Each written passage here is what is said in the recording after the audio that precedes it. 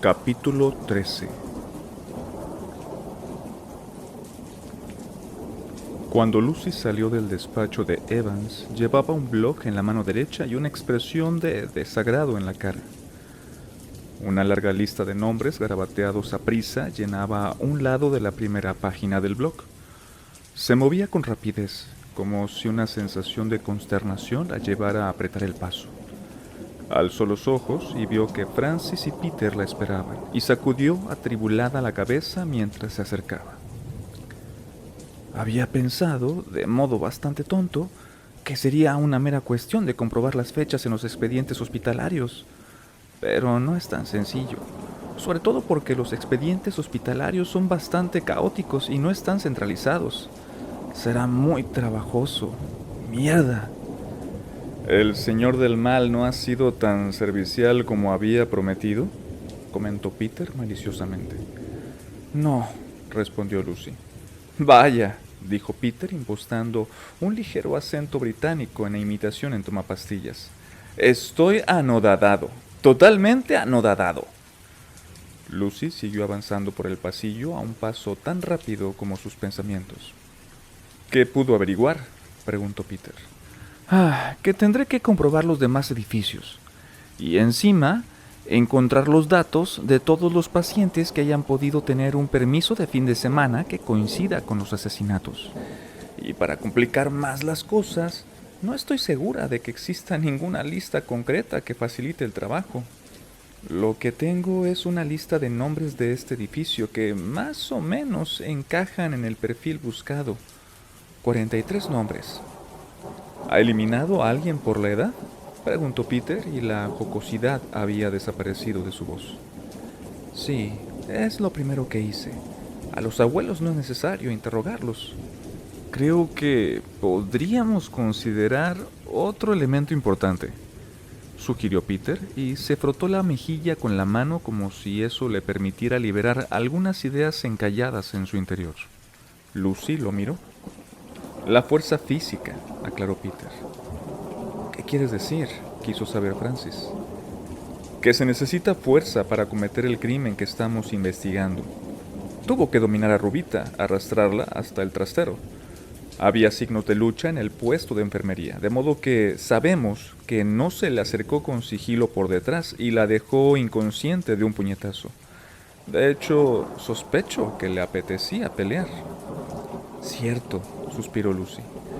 Cuanto más la golpeaba, más se excitaba. Eso encajaría con lo que sabemos sobre esta clase de personalidad. Francis se estremeció y esperó que los demás no se diesen cuenta.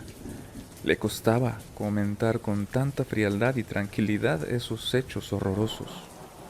De modo que buscamos a alguien con cierta musculatura, prosiguió Peter. Eso descarta a muchos, porque aunque es probable que Gulpli lo niegue, este sitio no atrae a gente, lo que se dice, en forma. No hay demasiados corredores de maratón y culturistas. Y también deberíamos reducir la lista de posibles sospechosos a un límite de edad. Y hay otra área que nos permitiría afinar más la lista: el diagnóstico. Quienes tengan antecedentes de comportamiento violento, quienes sufran trastornos mentales que podrían incluir el asesinato. Esos son los verdaderos sospechosos. Exacto, corroboró Lucy. Si obtenemos un perfil del hombre que estamos buscando, veremos las cosas con claridad. Se volvió hacia Francis. Pajarillo, necesitaré tu ayuda. ¿Qué necesita?, preguntó Francis ansioso. Creo que no conozco la locura. Francis pareció confundido y Lucy sonrió. No me malinterpretes, aclaró. Conozco el lenguaje psiquiátrico, los criterios de diagnóstico, los tratamientos y el material bibliográfico, pero no sé cómo se ve desde dentro, al mirar hacia afuera. ¿Tú podrías ayudarme en eso? Necesito saber quién podría haber cometido estos crímenes y será difícil encontrar pruebas consistentes. De acuerdo, dijo Francis, a pesar de no estar seguro. Peter asentía con la cabeza, como si viese algo que fuera evidente para él y tuviera que serlo para Lucy, pero que Francis no captaba. Estoy seguro de que puede hacerlo. Posee un talento innato, ¿verdad que podrás, pajarillo? Lo intentaré. En una parte muy profunda de su ser oía un murmullo. como si hubiera estallado una discusión entre su población interior hasta que, por fin, distinguió a una de las voces. Cuéntaselo. No pasa nada. Diles lo que sabes. Dudó un instante y habló con la sensación de ser una marioneta. Hay algo que deberían tener en cuenta. Lucy y Peter lo miraron como si les sorprendiera que aportara algo a la conversación. ¿Qué? Preguntó la fiscal. Peter tiene razón en eso de que el asesino tiene que ser fuerte, asintió en dirección a su amigo. Y también en que no hay muchas personas así en el hospital. Imagino que eso es lógico, pero no del todo. Si el ángel oía voces que le ordenaban atacar a Rubita y a esas otras mujeres, bueno, no es imprescindible que sea tan fuerte como sugiere Peter. Cuando las voces te dicen que hagas algo, te lo gritan con insistencia machacona. El dolor, la dificultad, la fuerza, todo es secundario. Simplemente haces lo que te exigen, te superas. Si una voz te ordena que levantes un coche o una roca, lo haces, o te matas intentándolo. El asesino podría ser casi cualquiera, porque encontraría la fuerza necesaria. Las voces le ayudarían a encontrarla. Se detuvo y oyó un eco profundo en su interior. Eso es. Muy bien, Francis. Peter lo contempló y esbozó una sonrisa. Le dio un golpecito amistoso en el brazo. Lucy también sonrió y soltó un largo suspiro.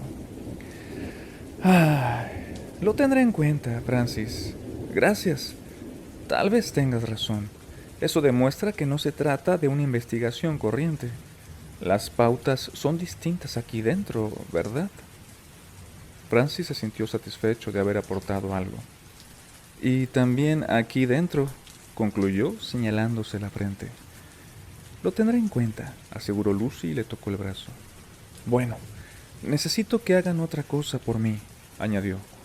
Lo que sea, dijo Peter. Evan sugirió que hay formas de ir de un edificio a otro por la noche sin que los de seguridad te vean. Podría preguntarle a qué se refiere exactamente, pero me gustaría implicarlo lo menos posible. Comprendo, aseguró Peter con rapidez, quizá demasiada, porque Lucy le lanzó una mirada intensa. Tal vez podrían investigarlo entre los pacientes. ¿Quién conoce la forma de ir de aquí para allá? ¿Cómo se hace?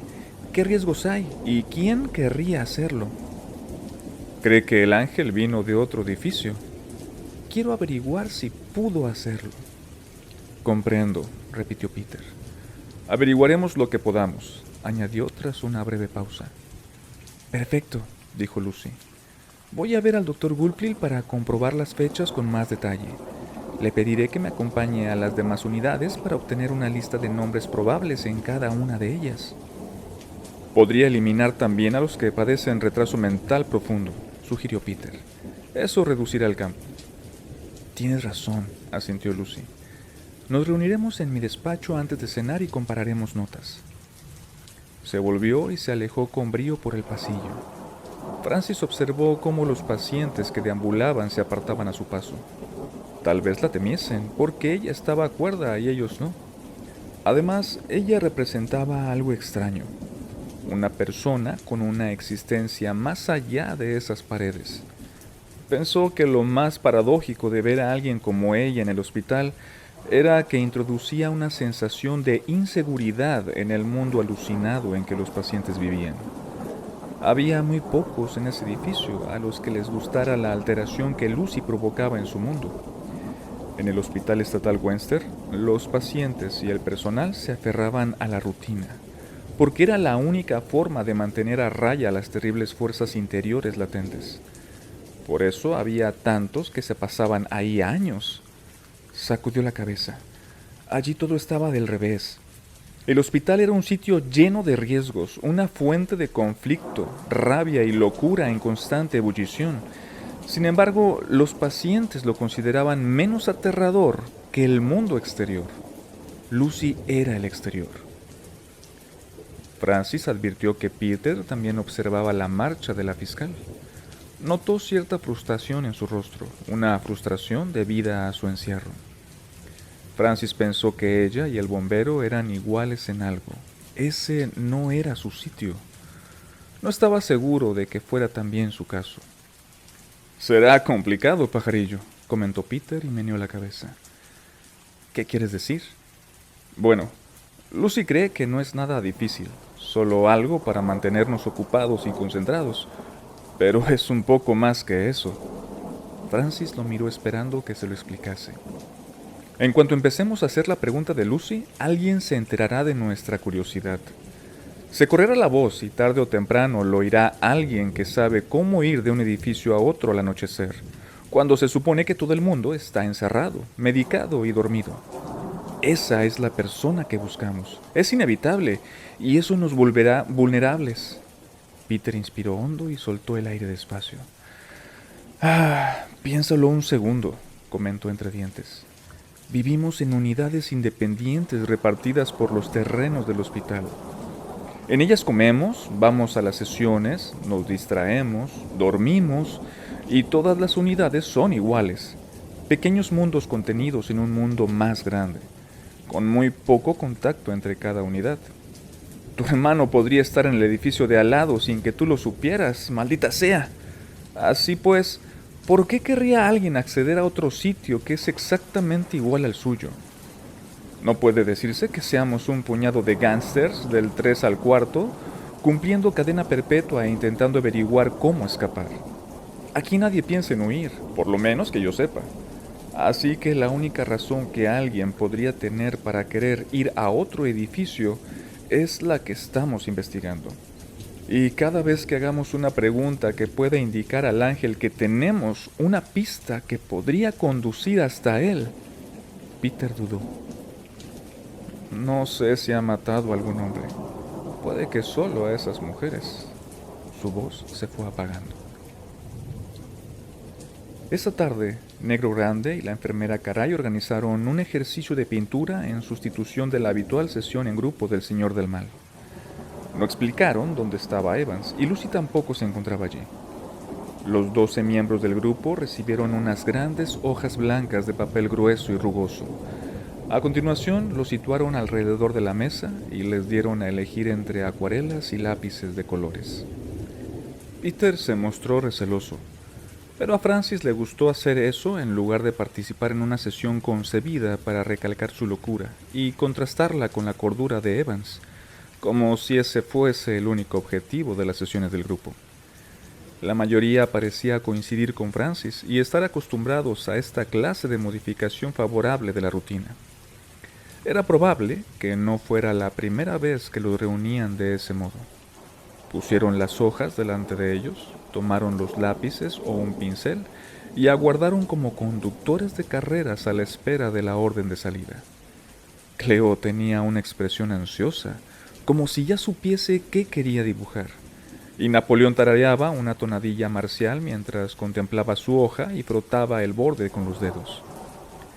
La enfermera Caray, a la que Francis consideraba una mujer demasiado autoritaria, se situó en el centro del grupo. Trataba a los pacientes como si fueran niños, algo que Francis no soportaba.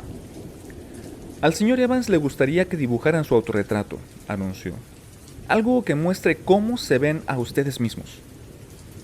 «¿No puedo dibujar un árbol?», preguntó Cleo y señaló las ventanas. Al otro lado del cristal y de los barrotes se veía un árbol del patio interior mecido por una ligera brisa y el leve movimiento de sus hojas verdes. «No, salvo que te pienses a ti misma como un árbol», respondió la enfermera Caray tajante. «¿Un árbol yo?», reflexionó Cleo. Levantó un brazo regordete y lo flexionó como un culturista. «Un árbol muy fuerte». «Tal vez», sonrió la enfermera y se encogió de hombros. Peter levantó la mano. «¿Quieres hacer alguna pregunta?», dijo la enfermera. «Sí», afirmó Peter y sonrió. «Pero pensándolo mejor, no. No, gracias, estoy bien». Cogió un lápiz negro de un montón en el centro de la mesa y lo blandió con una floritura. Noticiero, sentado a su lado, hizo exactamente lo mismo. Un único lápiz negro. Francis eligió una bandejita de acuarelas. Azul, rojo, negro, verde, naranja, marrón. Tenía un vaso de plástico lleno de agua. Tras una última mirada a Peter, que se había inclinado sobre su hoja y puesto manos a la obra, Se centró en su dibujo, sumergió el pincel en el agua y luego lo hundió en la pintura negra. Dibujó una larga forma oval y empezó a añadirle los rasgos.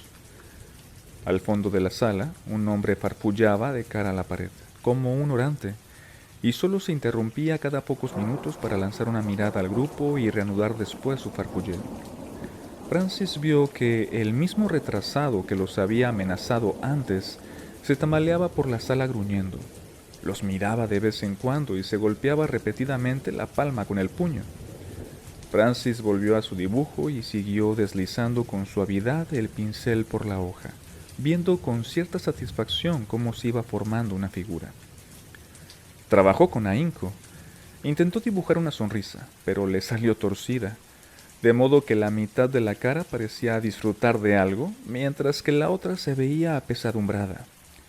Los ojos le observaban con intensidad, y le pareció que podía ver más allá de ellos. Pintó el cabello castaño, un poco más oscuro que su tono rubio rojizo, pero sus voces, dispuestas como una especie de grupo de críticos de arte en su interior, opinaron que, dado los limitados colores de la acuarela, era aceptable. Francis pensó que el Francis pintado tenía los hombros demasiado caídos y una pose demasiado resignada. Pero eso era menos importante que intentar plasmar en el Francis pintado sentimientos, sueños, deseos, todas las emociones que él relacionaba con el mundo exterior. Se esforzó en imprimir a la figura un poco de esperanza. No alzó los ojos hasta que la enfermera Caray anunció que solo quedaban unos minutos para terminar la sesión. Echó un vistazo a su lado y vio que Peter estaba dando los toques finales a su dibujo. No había dejado de usar el lápiz negro, y lo que había creado era muy revelador. Un par de manos agarradas a unos barrotes que cruzaban de arriba a abajo la hoja. No había cara ni cuerpo, solo dedos aferrados a gruesos barrotes negros. Peter firmó su dibujo con una floritura exagerada cuando la enfermera Caray empezó a recoger las hojas. Francis hizo lo propio con letras mucho más pequeñas. Echó una mirada al trabajo de los demás. Cleo había pintado un árbol, un grueso roble, con ramas muy extendidas y llenas de hojas verdes, y una cara perdida entre el follaje que, a su parecer, reflejaba el carácter de aquella mujer aspirante a reina. Noticiero, por su parte, había dibujado simplemente la primera página de un periódico. Francis no pudo leer el titular, pero supuso que tenía algo que ver con el hospital. La enfermera le tomó el dibujo de las manos y lo examinó un momento. «Caray, Francis», sonrió aprobadoramente. «Esto está muy bien. Sabes dibujar». Levantó el retrato y lo admiró. «Buen trabajo. Estoy sorprendida». Negro Grande se acercó y miró el dibujo de Francis por encima del hombro de la enfermera. Él también sonrió. «Vaya, pajarillo», exclamó. «Está muy bien hecho. El chico tiene un talento que no había contado a nadie». La enfermera y el auxiliar siguieron recogiendo los demás dibujos y Francis se encontró junto a Napoleón. «Napi», le dijo en voz baja, «¿cuánto tiempo llevas aquí?» ¿En el hospital? «Sí, y aquí en Amherst». Napoleón reflexionó un momento antes de contestar. «Ya hace 2 años, pajarillo. Aunque puede que sean 3. No estoy seguro. Hace mucho tiempo», añadió con tristeza. «Muchísimo. Pierdes la cuenta. O quizás es que quieren que la pierdas. No estoy seguro». «Tienes bastante experiencia de cómo funcionan aquí las cosas, ¿verdad?» Una experiencia que, por desgracia, preferiría no poseer, pajarillo». «Si quisiera ir de este edificio a alguno de los otros, ¿cómo podría hacerlo?» La pregunta pareció asustar un poco a Napoleón, que dio un paso hacia atrás y sacudió la cabeza. ¿No te gusta estar con nosotros?», balbuceó aturullado. Francis negó con la cabeza. «No, quiero decir por la noche, después de la medicación, después de que apaguen las luces. Supongo que quisiera ir a otro edificio sin que me vieran. ¿Podría hacerlo?» Creo que no, respondió Napoleón tras pensarlo. Siempre estamos encerrados con llave. Pero solo supón que no estuviera encerrado con llave. Siempre lo estamos. Pero supón, insistió Francis. Esto tiene algo que ver con Rubita, ¿verdad?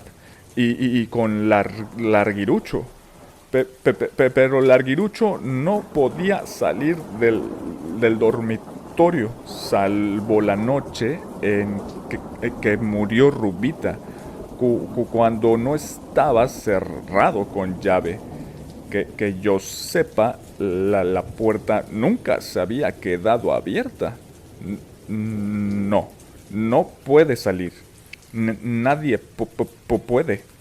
No sé de nadie que quisiera hacerlo. Alguien pudo. Alguien lo hizo. Y ese alguien tiene un juego de llaves. Un paciente con llaves, susurró Napoleón, que parecía aterrado. No lo había oído nunca. Es lo que creo. Eso estaría mal, pajarillo. No debemos tener llaves. Cambió el peso de un pie al otro como si el suelo empezara a quemarle. Creo que si sales del edificio, evitar a los de seguridad debe de ser bastante fácil. No parecen muy listos precisamente. Y creo que fichan en el mismo sitio a la misma hora todas las noches. De modo que hasta alguien tan loco como nosotros podría eludirlos con un poco de astucia. Soltó una risita histérica al pensar que los guardias eran unos incompetentes, pero de pronto frunció el entrecejo. Aunque ese no sería el problema, pajarillo, añadió. ¿Cuál sería el problema? Volver a entrar. Aunque tuvieras una llave, la puerta principal está delante del puesto de enfermería. Es igual en todos los edificios, ¿no? Y aunque la enfermera o el auxiliar de guardería estuvieran dormidos en ese momento, lo más seguro es que el ruido de la puerta los despertará. ¿Y las salidas de emergencia en el lateral del edificio? Creo que están atrancadas a cal y canto, sacudió la cabeza y añadió. Quizás sea una violación de las normas anti-incendios. Deberíamos preguntar a Peter. Seguro que él lo sabe. Es probable. Pero si quisieras entrar, ¿no crees que hay otra manera? Puede que sí. Pero nunca he oído que nadie quisiera ir de un sitio a otro. Jamás. Ni una sola vez. ¿Por qué iba a quererlo alguien cuando todo lo que queremos, todo lo que necesitamos y todo lo que podemos usar está aquí, en este edificio? Era una pregunta deprimente y también falsa, porque había alguien cuyas necesidades eran distintas a las enumeradas por Napoleón. Francis se planteó, quizá por primera vez, qué necesitaría el ángel. Fue Peter quien vio al encargado de mantenimiento cuando salíamos de la sala de estar. Más adelante me pregunté si las cosas habrían sido distintas si hubiéramos visto qué estaba haciendo exactamente, pero íbamos a hablar con Lucy y eso siempre parecía tener prioridad. Más adelante me pasé horas, quizá días, meditando sobre la congruencia de las cosas, como si el resultado pudiera haber cambiado en caso de que alguno de los tres hubiera alcanzado a ver la conexión que era tan importante. A veces la locura consiste en la fijación, en pensar en una sola cosa. La obsesión del arguirucho era el mal, la de Peter la necesidad de absolución, la de Lucy la necesidad de justicia. Ellos dos no estaban locos, claro, por lo menos no tal como yo conocía la locura, o como Tomapastillas, o incluso el Señor del Mal la conocían. Pero, curiosamente, las necesidades imperiosas pueden convertirse en sí mismas en una especie de locura. La diferencia es que no se pueden diagnosticar con la misma facilidad que mi locura. Aún así, ver al encargado de mantenimiento, un hombre de mediana edad con ojeras, vestido con camisa y pantalones grises y botas de trabajo marrones, con el cabello lleno de polvo y la ropa manchada de grasa, debería habernos advertido de algún modo extraño, secreto. Agarraba la caja de herramientas de madera con una mano mugrienta y un trapo sucio le colgaba del cinturón. Las llaves le tintineaban contra una linterna de plástico amarillo que llevaba sujeta a la cintura. Exhibía una expresión satisfecha, la de quien de repente vislumbra el final de una jornada larga y pesada. Ya no tardaré mucho. Casi he terminado. Joder, qué cansado, le dijo a los hermanos Moses. Y tras encender un cigarrillo se dirigió hacia un almacén al otro extremo del pasillo. Cuando lo pienso, veo muchos detalles que deberían haber significado algo. Pequeños momentos que deberían haber sido grandes momentos. Un encargado de mantenimiento, un hombre retrasado, un administrador ausente, un hombre que hablaba consigo mismo, otro hombre al parecer dormido en una silla, una mujer que creía ser la reencarnación de una antigua princesa egipcia. Yo era joven y no sabía que el crimen es como el mecanismo de una transmisión. Tuercas y tornillos, ejes y piñones que se engranan entre sí para crear un impulso independiente hacia adelante, controlado por unas fuerzas similares al viento, invisibles pero detectables a través de un papel que de repente sale volando por la acera, de la rama de un árbol inclinado hacia un lado, o de unas agoreras nubes de tormenta que cruzan el cielo a lo lejos. Tardé mucho tiempo en darme cuenta de eso. Peter lo sabía, y Lucy también. Quizás eso era lo que los relacionaba, por lo menos al principio. Estaban alerta y siempre atentos a los mecanismos que les indicaran dónde buscar al ángel. Más adelante pensé que lo que los vinculaba era algo más complejo. Era que ambos habían llegado al Hospital Estatal Webster sin saber qué era lo que necesitaban. Ambos tenían un gran vacío en su interior, y el ángel estaba ahí para llenárselo. Me senté en la posición de loto en el centro de la sala. El mundo a mi alrededor parecía silencioso y tranquilo. Ni siquiera se oía el llanto lejano de algún niño en el piso de los Santiago. Al otro lado de la ventana estaba muy oscuro, una noche tan densa como un telón. Intenté captar el ruido del tráfico, pero hasta eso se oía apagado. Ningún motor potente de algún camión al pasar. Me miré las manos y pensé que faltarían un par de horas para el alba. Peter me dijo una vez que la última oscuridad de la noche antes del amanecer es la hora en que muere más gente. La hora del ángel. Me levanté, cogí el lápiz y empecé a dibujar. En unos minutos tenía a Peter tal como lo recordaba. Después me dispuse a dibujar a Lucy a su lado. Quería plasmar una belleza pura, así que hice un poco de trampa con la cicatriz de su cara. La dibujé un poco más pequeña de lo que era. Pasado unos cuantos instantes los tenía conmigo, tal como los recordaba de esos primeros días, no como acabamos siendo después. Lucy Jones no encontraba un atajo que la acercara al hombre que buscaba. Por lo menos, ninguno sencillo y evidente, como una lista de pacientes que hubieran tenido claramente la ocasión de cometer los 4 asesinatos.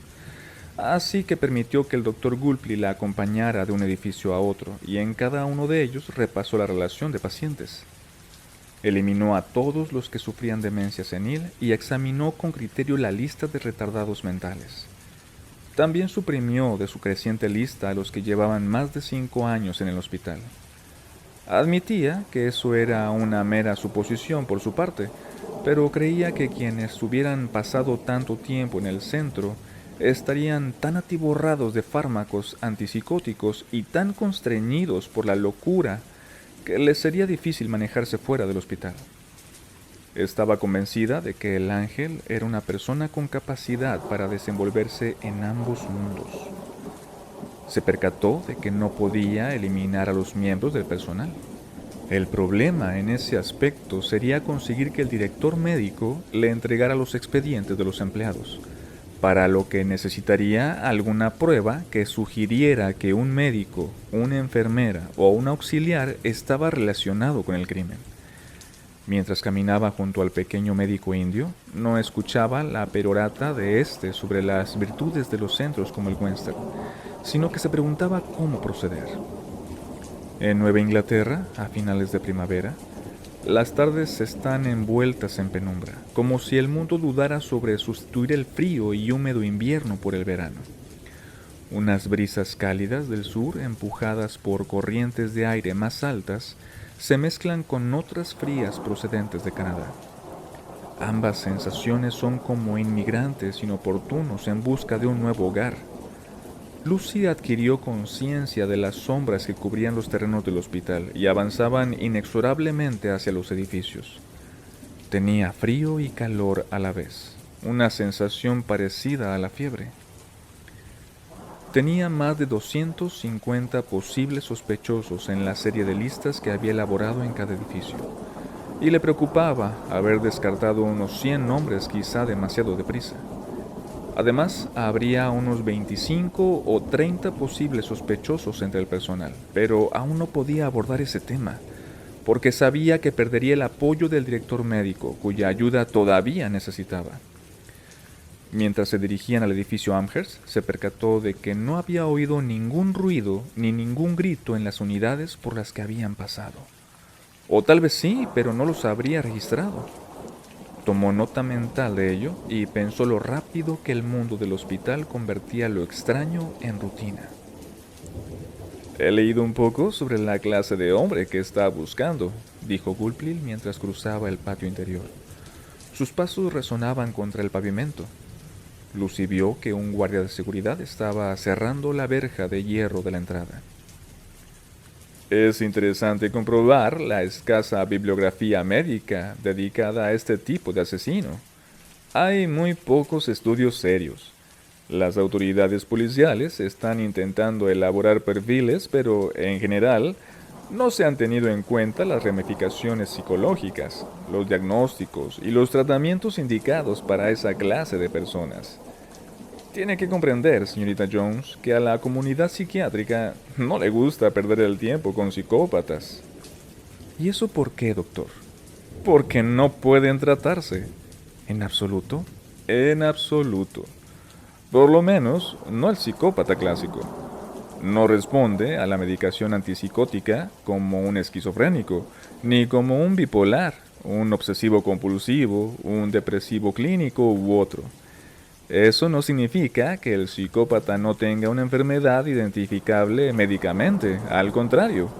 Pero su falta de humanidad, supongo que esta es la mejor manera de expresarlo, lo sitúa en una categoría escurridiza. Los psicópatas no responden a los tratamientos, señorita Jones. Son deshonestos, manipuladores, a menudo muy presuntuosos y extremadamente seductores. Siguen impulsos propios, ajenos a las convenciones de la vida y la moralidad. Debo añadir que son aterradores. Unos individuos muy inquietantes cuando se entra en contacto clínico con ellos. El astuto psiquiatra Harvey Clecky ha publicado un interesante libro sobre esa clase de casos. Estaría encantado de presentárselo. Puede que sea la mejor obra sobre estos psicópatas, pero le resultará una lectura de lo más angustiante, porque las conclusiones sugieren que no podemos hacer gran cosa. Desde el punto de vista clínico, me refiero. Se detuvieron frente al edificio Amherst y el médico ladeó la cabeza como para escuchar mejor. Un grito agudo rasgó el aire, procedente de uno de los edificios contiguos. ¿Cuántos de sus pacientes han sido diagnosticados como psicópatas?, preguntó ella. Ah, una pregunta que había previsto, dijo el médico a la vez que meneaba la cabeza. ¿Y la respuesta es? Los tratamientos que ofrecemos aquí no serían adecuados para una persona con ese diagnóstico, ni tampoco la atención residencial de larga duración, la prolongada medicación psicotrópica, ni siquiera los programas más radicales que de vez en cuando administramos, como la terapia electroconvulsiva. Tampoco resultan útiles formas tradicionales de tratamientos como la psicoterapia, añadió con esa risita suya algo arrogante que Lucy ya encontraba irritante. Ni siquiera el psicoanálisis clásico. No, señorita Jones. El Hospital Estatal Webster no es lugar para un psicópata. Su lugar es la cárcel, que es donde suelen estar. Pero eso no significa que aquí no pueda haber alguno, ¿verdad?, repuso Lucy tras dudar un momento. Gulpilil sonrió de oreja a oreja antes de responder. Aquí no tenemos a nadie con ese diagnóstico en su hoja de ingresos, señorita Jones. Se observan leves tendencias psicopatológicas en algunos pacientes, pero son derivaciones de enfermedades mentales más profundas. Lucy se sentía decepcionada ante las evasivas del médico, que tras toser añadió. Pero si lo que sospecha es cierto y su visita no se basa en un error, como muchos parecen pensar, es evidente que hay un paciente cuyo diagnóstico no es correcto. Abrió la puerta principal del edificio Amherst con una llave y con una galantería trasnochada la mantuvo abierta para que ella entrara.